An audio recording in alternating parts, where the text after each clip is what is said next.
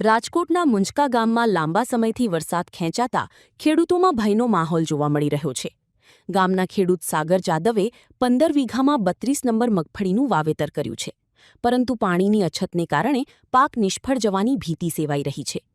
કૂવાઓમાં પાણીના સ્તર નીચે જવાથી પાકને પિયત આપવું મુશ્કેલ બન્યું છે, જેના કારણે ખેડૂતોને મોટું આર્થિક નુકસાન સહન કરવાનો વારો આવ્યો છે. બીજી તરફ નવઘણ જાદવ જેવા અનેક ખેડૂતોએ તો વરસાદના ડરથી બાકીના ખેતરો ખાલી રાખ્યા છે. હાલ રાજકોટના તમામ ખેડૂતો કુદરત સામે મીટ માંડીને બેઠા છે. જગતનો તાત ફરી મુશ્કેલીમાં મુકાઈ ગયો છે. તેનું મુખ્ય કારણ છે વરસાદ. વરસાદ પાછો ખેંચાતા ખેડૂતોએ વાવેતર કરી નાખ્યું છે, પણ વરસાદ સમયસર ન પહોંચતા ખેડૂતોને ભારે મુશ્કેલી વેઠવાનો વારો આવ્યો છે. ત્યારે જ અબતકની ટીમ રાજકોટના મુંજકા ગામે પહોંચી છે. ત્યારે આપણી સાથે એક યુવા ખેડૂત છે, ચાલો એમની સાથે વાતચીત કરીએ. શું નામ છે ભાઈ આપનું? સાગરભાઈ જાદવ. સાગરભાઈ, કેટલા વીઘામાં વાવેતર કરેલું છે? આશરે આપણે મુંજકા ગામમાં 15 વીઘાનું અટાણે વાવેતર કરેલું છે, જેમાં 32 નંબરની માંડવી છે. અટાણે તમે જોઈ શકો છો કે પાણીની અછતને લીધે આ પાકનું હવે શું થાય એ અટાણે તો નક્કી નથી. હવે આપણે કુદરત ઉપર આધાર રાખવાનો છે કે અટાણે હાલ વરસાદ ખેંચાય છે.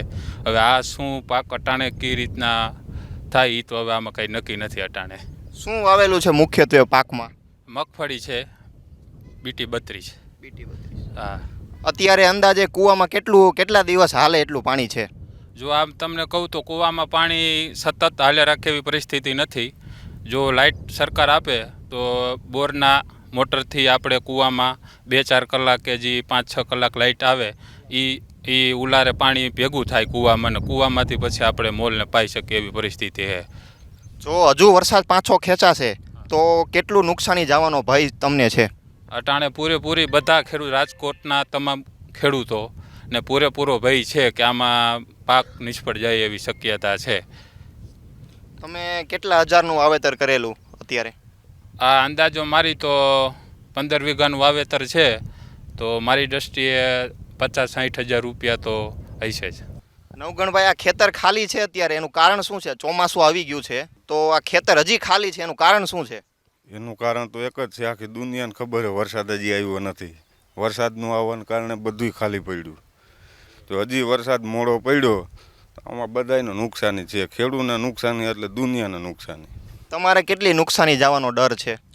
નુકસાની એટલે એમાં હોય 100% નુકસાની. આની ઉપર તો બધું હોય. નુકસાની એટલે બધું નુકસાની, માલને નુકસાની, ઢોરને, આ માણાને બધાને નુકસાની જ છે.